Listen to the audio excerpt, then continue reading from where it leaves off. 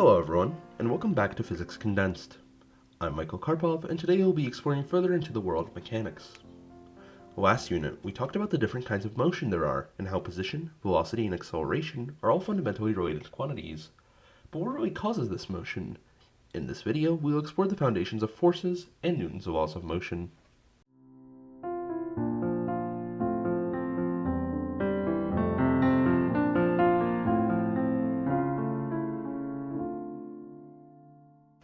In Unit 1, we learned that acceleration can be defined as the change in velocity over time. But what is causing this change? Whenever any two objects interact, be it directly through contact or indirectly through other means, they can exert forces on each other. Physicists like to think of these forces as acting on a single point, with any number of forces being able to act on one object. The net force, symbolized F net, is the vector sum of all the forces acting on the object, and signifies the resulting force after all the force components have been included. The unit for force is named after Isaac Newton, whose contributions to physics have laid the groundwork for physics today. Inertia is a property of matter, which measures the tendency of an object to resist change in its motion. An object with more mass will have a greater inertia, and as such forces will have less of an effect on them. This brings us to Newton's first law, or the law of inertia, which states that an object will maintain its state of motion unless it is acted upon by an unbalanced net force.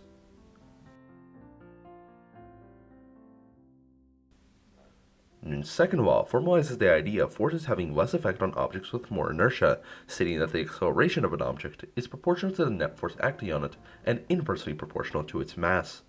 If we rearrange this equation, we get the famous equation F net is equal to ma.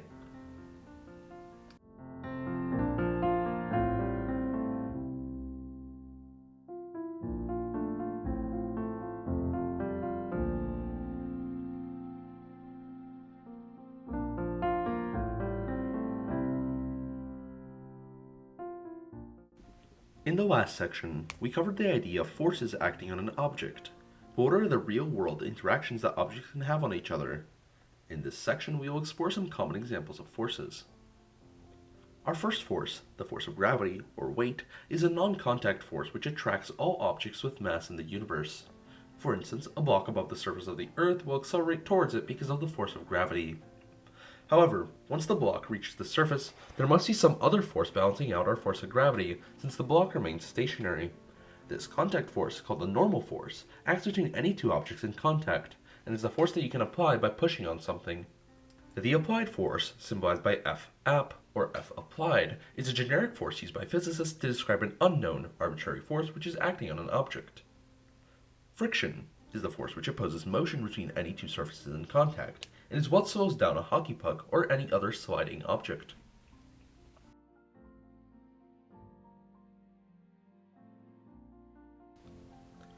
The tension force is a contact force between an object and something like a string, which can pull on the object in any direction. Sometimes, when we talk about the tension force, we like to bring in the idea of a pulley. A pulley's main function is to bend the string and thus bend the force around some corner. It is important to note that for a massless string and pulley, the tension force on one object is equivalent to the tension force on the other side of the string. By using a combination of these common forces, we can set up and solve complex situations like this one, which we will explore further in the next section, which deals with some special force situations.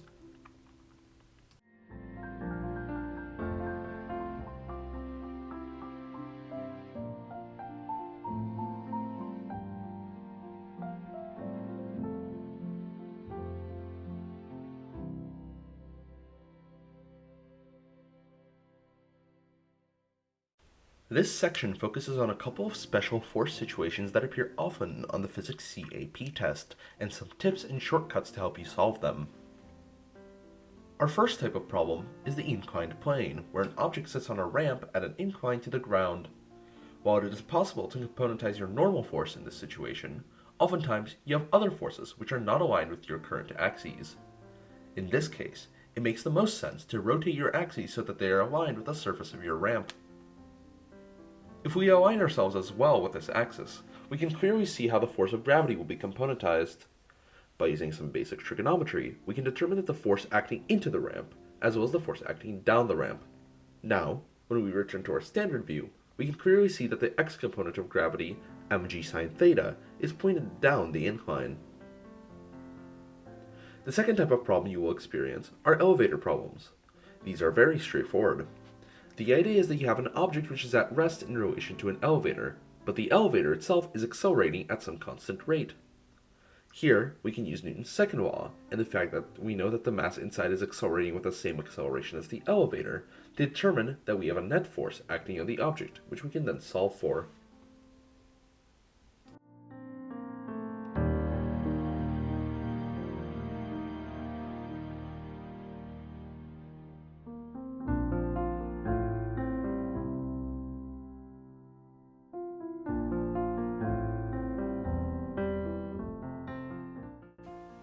Picture this situation. You have an object that you are trying to drag across the ground, so you push or pull on it. But despite you applying a seemingly unbalanced force, the object just doesn't move, until suddenly you reach some magic force and the object suddenly starts moving. In this case, the object is experiencing a force which we call friction. Friction opposes the motion between any two surfaces. When two surfaces are stationary, the force of static friction opposes any incoming motion. The static friction force will be equal to the applied force, up until the maximum static friction force, which is given by the normal force between your two surfaces, as well as a proportionality constant called the coefficient of static friction. Once you're applied, and consequently your static friction force, exceeds the maximum static friction, the block will start accelerating due to an unbalanced force. Whenever two surfaces are already moving against each other, we instead talk about the force of kinetic friction, which is also proportional to the normal force, but is now constant while the two surfaces are in motion against each other. This proportionality constant is called the coefficient of kinetic friction.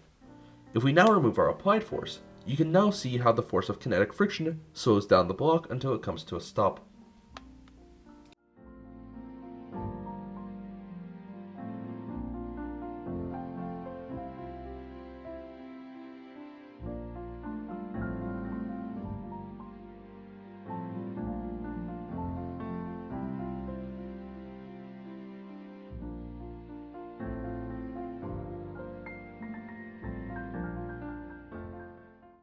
In physics, we often like to think about complex interactions between multiple objects and systems.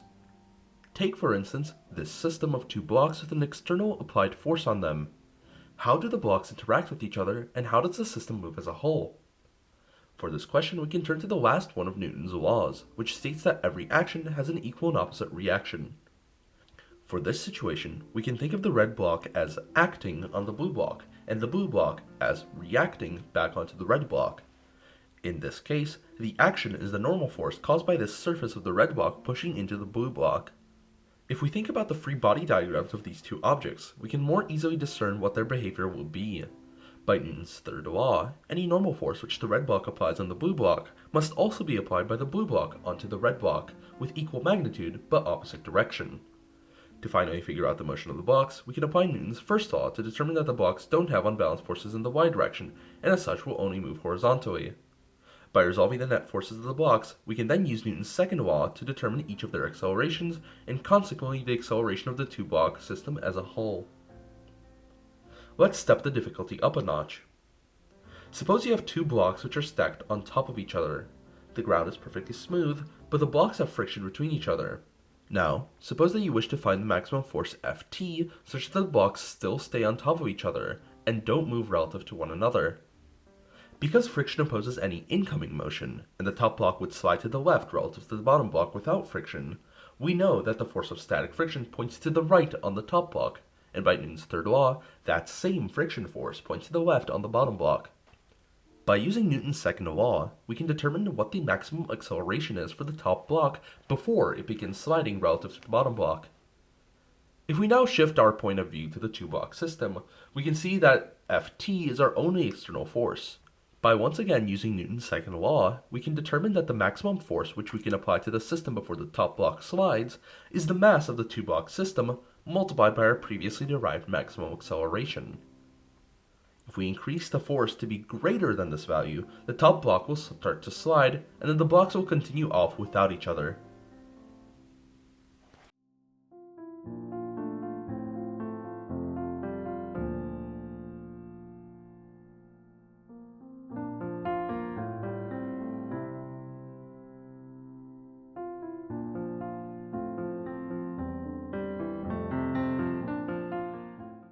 In Unit 1.6, we covered how objects can move along a circular path provided they have what is known as a centripetal or center-seeking acceleration. What is causing this acceleration, and what happens if we remove it along the path? In this section, we will cover how forces influence circular motion, as well as an interesting special case of circular motion. We've covered how acceleration is caused by forces acting on objects according to Newton's second law. As such, because we have an inward acceleration, we must also necessarily have an inward force. This force can be something like tension or gravity, and it always points in the direction of acceleration. During non-uniform circular motion, we know that we can split the acceleration vector into centripetal and tangential components, but this also applies to the force vector. In this situation, it is also best to split your force vector into tangential and centripetal components.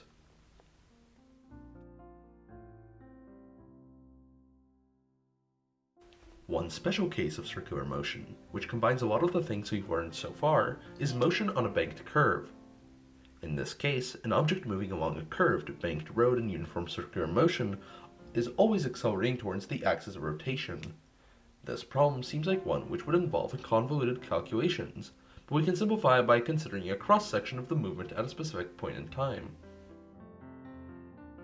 If we look at the motion as an object constantly moving on an inclined slope, we can simply solve for whatever we need to by using the concepts we learned in section 2.3. It's important, however, to make sure that you set your net force to be facing towards the center of rotation, not down the incline.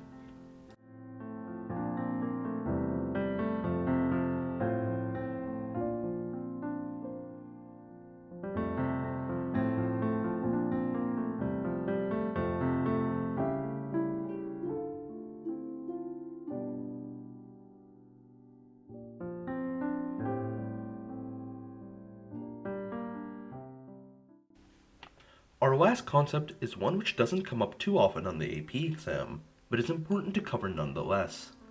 Whenever an object is moving through a fluid, such as the air, it will experience what is known as a drag force. But how do we calculate this force? We can see that when the object moves faster, the drag force increases. So is it simply just proportional to the velocity of an object? The answer is not so simple. The ideas of fluids and drag are governed by a very complex and yet unsolved system of differential equations. Because we're not PhD students, however, we will use this simplified equation. The coefficient b is a proportionality coefficient which depends on the object's shape, its cross-sectional area, among other factors, and it is called the drag coefficient. The exponential factor p is quite simple. Generally speaking, when we think of big objects moving fast, we use a quadratic relationship. Meanwhile, when we think of small objects moving slowly, we can get away with using a linear one.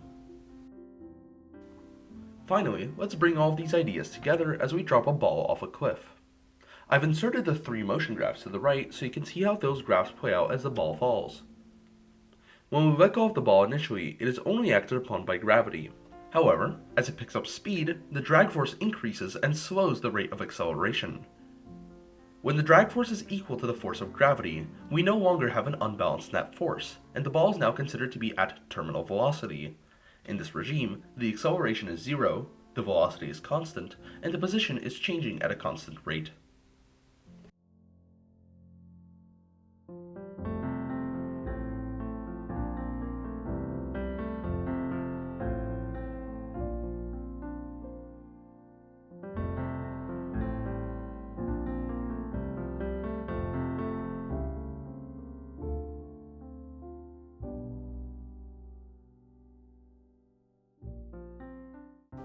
And so we've reached the end of Unit 2. I'm terribly sorry for the delays on this one, but Newton's laws are a historically difficult concept to understand, and even more so to teach, so I've taken the liberty of some extra time to make sure everything's perfect. As always, please leave any questions, comments, or concerns in the comments, and stay tuned for our next unit, Energy. As always, thanks for watching, and I'll see you next time.